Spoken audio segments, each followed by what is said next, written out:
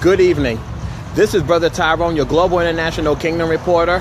And as everyone over there in San Antonio, Texas, I am known as 2 times Tyrone. I am right here. I am here in San Fernando, California right now in front of Mission City Church, where just a few minutes ago they had kicked off and started the Stop the Violence thing, campaign or something. Trying to find the words to say it. Please pardon me. But it's an event that is taking place right now, and it's right inside, and it's actually right inside. Like I said, they had just kicked things off right now, and it is an event to let the enemy know that we're marching right into your camp, and we're taking back exactly what you had took away from us, and that's what it's about. But also the highlight of the evening. And even a surprise to me is Pastor Rudy Trujillo of the Faith Center, where 1 week ago today, further down the street, where he's out here doing the work of the Lord and doing God's work, he was assaulted by a person. He was assaulted by a person that he knows. But you know what? Being the strong warrior of God that he is, Pastor Rudy Trujillo is a living testimony. These are his streets. This is where he grew up at, right here in San Fernando, and he is out here letting the enemy know, letting him know that we're taking back of what belongs to us. Not today, enemy. Not here. Not right now. Or better yet, from the words of the song by Aretha Franklin, ain't no way. Ain't no way. And right now, what's taking place? And right now, the event has already kicked off already. And if you got enough time, do come on down, because it has already just started. We're located at 777 North McClay, right here on the corner of Glen Oaks and McClay, across the street from 7-Eleven. There's going to be a speaker tonight from a mother who is going to be speaking where she had lost her daughter, to violence. And also some more things coming up, in which I really don't want to give much of it away or anything. But what I'll do is I have recorded some coverage already that's going to be shown on YouTube. That's going to be shown on YouTube. That's going to be shown too. What's up? Huh? Go around the corner is a parking right in the back of the church. Don't miss it. And oh boy, now you can call me a traffic cop now and everything, because everybody wants to know what's about. And like I said, this is an event to take back, to also take back of what the enemy has stolen from us. And like I said, I have recorded some footage earlier that I will be putting on Facebook and to my YouTube page as well. But this is live right now, as you see. What I'm gonna do right now is I'm gonna bring you a bit of it, and it's a performance that's taking place right now. His name is Big Unk, and I'm gonna let you see it.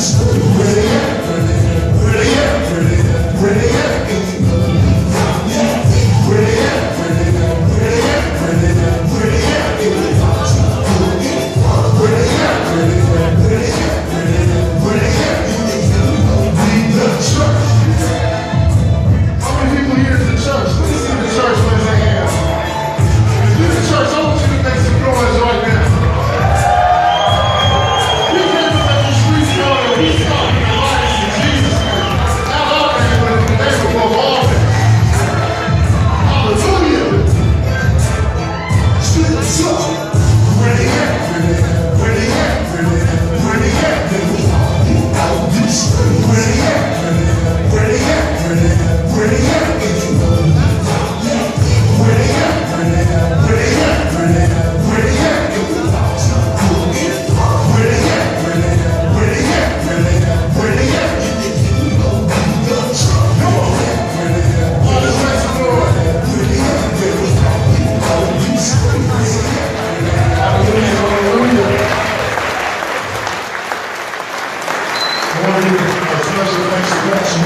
we have here, you heard that song, he was like, you know, that song, it touched him because it was talking about how we're out there, where they at. All the trouble and the madness and craziness is out there. And the song related to him that that's what we need to be. We need to be out there amongst them sharing Jesus Christ with them. So I go by the name Big Unc, from Spanish Familia Tío Grande. It's short for Big Uncle because I have over 50 nieces, nephews, and greats. And being 6'5", and praise God, I'm losing weight because it was a whole lot more of me. But I'm a Big Uncle. Can I share one more song with you guys? Yeah. All right, on this song, I'm gonna go ahead and go outside. throw out some CDs. I'm gonna go outside right now. I can only throw out to people that I feel want to be blessed. And what you had just saw right now, that was Big Unc. That had just performed the song just now. And this is another brother for you. This is another brother to watch as well also too. And as I'm out here, as I'm outside right here, and of course it's getting late now. It's getting late now as we speak. More people more and more they're starting to come, and everyone's starting to come in. But this is what I'm gonna do right here is I'm gonna flip it. Yes, I'm gonna flip it back over and let you hear a little bit more of Big Unc.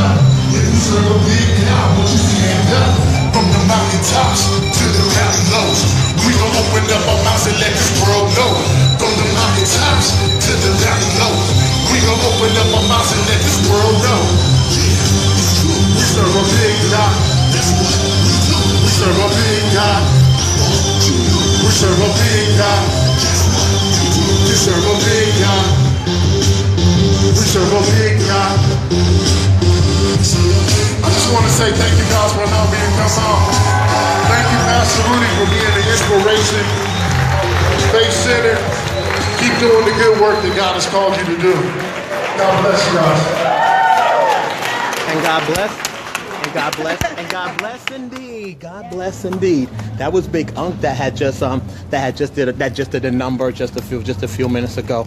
And what's taking place right now that you see all of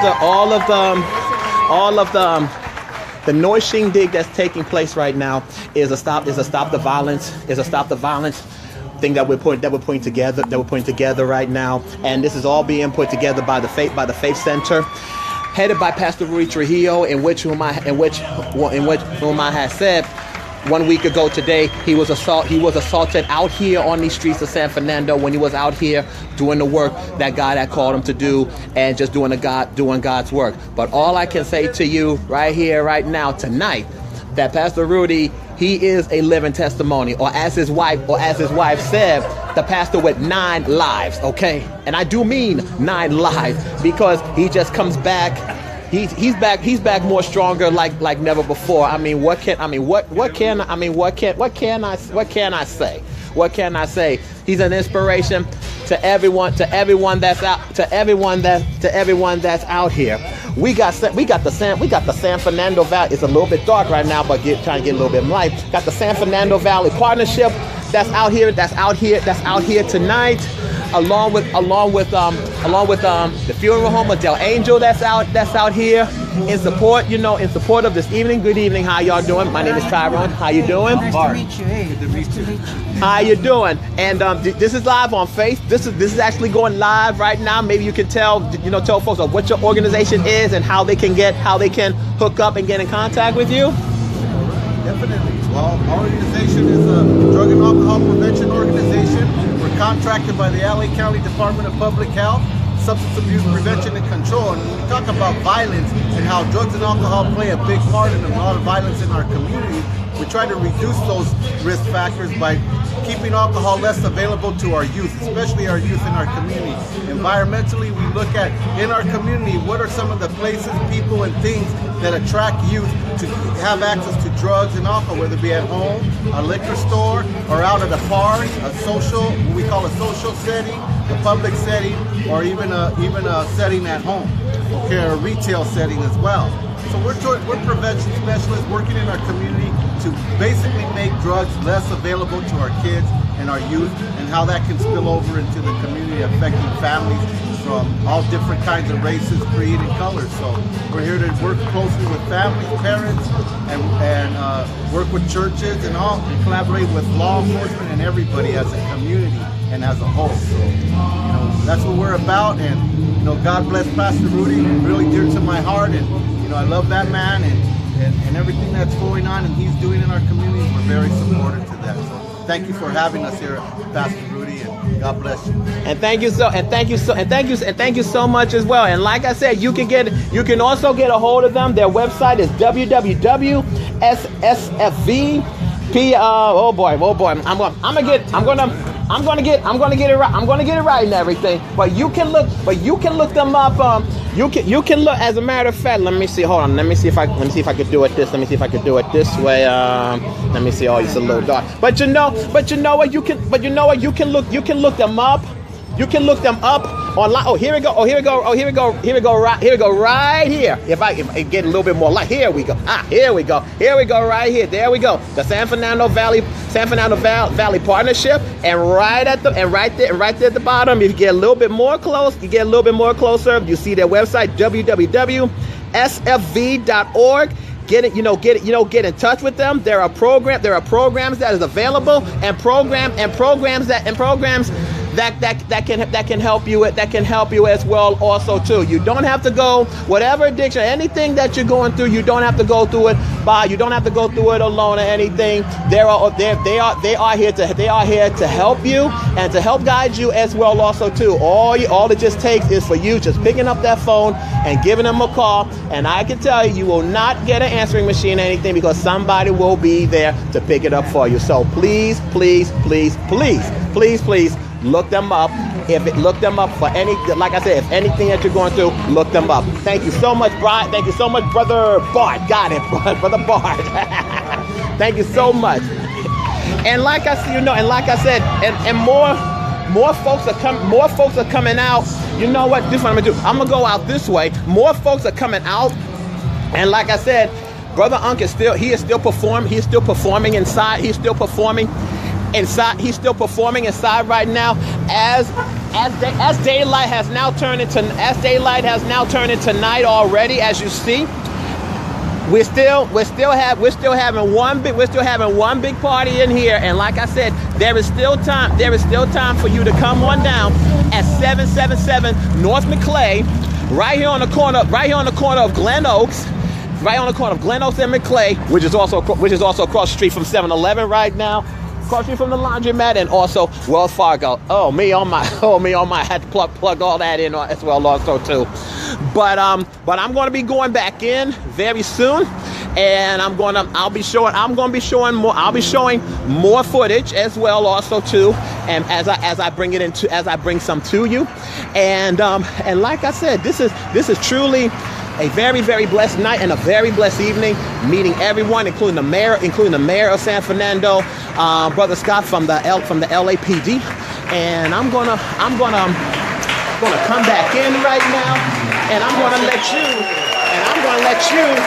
get a word of my pastor that we all know and love. It's true, I am hard-headed.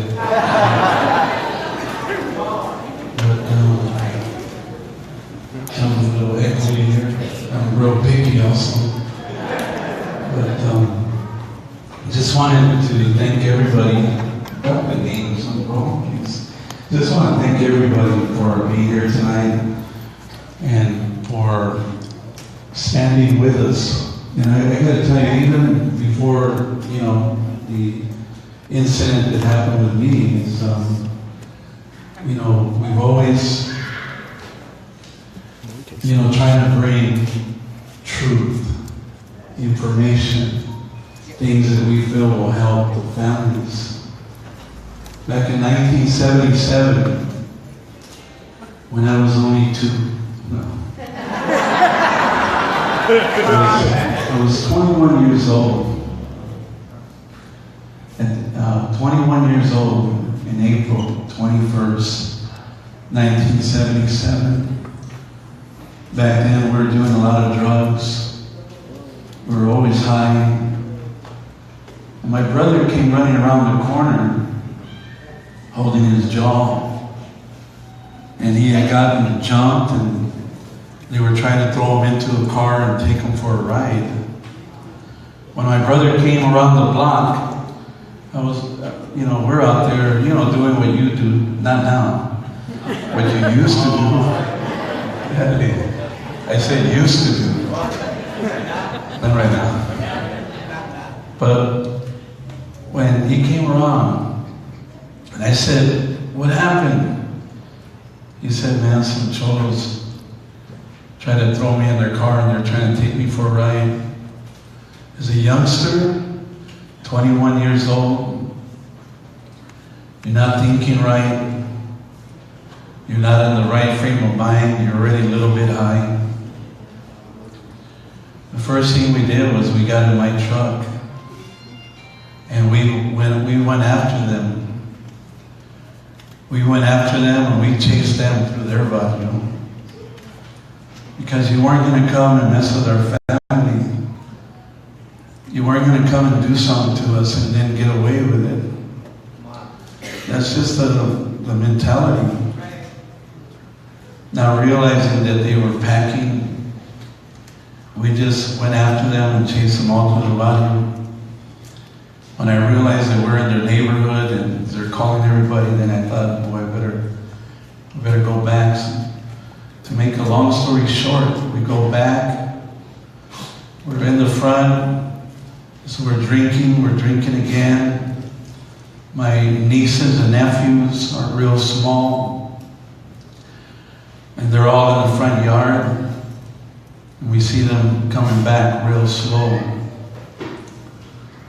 And my first reaction when I seen them was to pick up something and to meet them. I walked out toward the curb, thinking like we're gonna get down. And the first shot hit me in the leg. The second one hit my truck, 57 Chevy. You should have said like, man, 57 Chevy. Wish I had it now. And then they hit, yeah, not the Chevy. My lady, yeah, but not my Chevy. And then they hit the house, and the biggest realization, the biggest side of the tragedy that I realized after was the fact that my nieces, my nephews, whoever was there, that they could have been killed. That I realized that when people in the heat of a moment, when you're under the influence, you're carrying a gun, you're confronted. Sometimes I talk to youngsters about lethal combinations. That all you have to do is be high. You already got anger. You already got hate in your heart. You're already in this bad place. Take that, being under the influence, having a gun, in all the right settings, and you'll end up in prison for a long time. That was my first encounter. But, you know, of course, in the 80s, we began to reach the Mission District and the Mission District of San Francisco. We were mostly working with all young people, just trying to get the message out that Jesus can change your life. And Jesus makes all the difference in our life. And you know how I know that Jesus makes all the differences? Because when God spoke to me to go back to Major's liquor store, not to hit it, but to go back and to pass out tracts and talk to those guys, because I knew that those guys were there. And the very first time that God challenged my heart was to really put down the hatred, to put down the spirit that wants to harm somebody else. God spoke to me, go to that. The very first person that I seen was one of the guys that we were seeing as we were going back and forth to court. And for me to hand him a little flyer and just to say, Jesus loves you. Jesus died for you. Man, and then here's a biggie, and I love you. Because I said that to my cousin once. He said, hey, I don't flow like that. But just to know that it's true, it's genuine, it's real.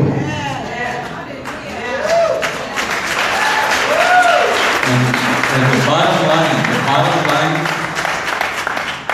to know that was, as I sat in church with one of the guys who was there, who did the shooting, as we sat in church, and as we shared our stories, to be able to talk about Jesus, to be able to talk about the incident without any hatred, without any animosity, without any form of retaliation, to be able to talk to him and just talk to him face to face was such a big, huge deal. And that's why we're here tonight. And I just want to, we're going to open up with a prayer. And before I do, I want to first of all thank everybody, the whole community that we've been contacted. Facebook, it was so overwhelming. I didn't have my phone. My phone was destroyed, but when we plugged it in, I realized there were so many calls and all that, and just so many people responding. I felt the same love that they felt for Elias Rodriguez when they found the young man over in the wash, over in off of Colorado on the 5 freeway. I felt the same love there at actually Los Feliz, I believe it was. the outpouring of the community that came together. And as we have put our faith and our hope that this young man would be found, when that incident took place, it just once again solidified or just reminded me on how much we have to bring messages, do things that will help keep our young people alive while they're on the streets, whether it's gang violence or just crossing the street. Saying no to drugs or whatever it may be, just at that level, we all need to be a part. So thank you to all the community, and I want to thank also, first of all, I want to thank Keith and Heidi Hershey. Hey, I'm under the influence. I do have to take pills. So if I start like rambling on, Josh, just take over. But I want to thank them because for opening their doors. When I shared with Keith about the need to reach youngsters, you know, because we of course we have Royal Rangers, you have all the different things, but we weren't trying to reach the church kid. We're not trying to reach the church kid. We're trying to reach the kid that's thinking about joining a gang. We want to reach the kid that's being bullied at school. Like, what side are you on? Thank you for seeing that vision, Keith. For allowing us to be here and to embrace the vision. I want to thank San Fernando Valley Partnerships. I don't know where he's at, but Brother Albert Melendez. They do such a powerful work with informing youngsters about alcohol and just trying to bring responsibility to the community and just bringing that reality. I want to thank also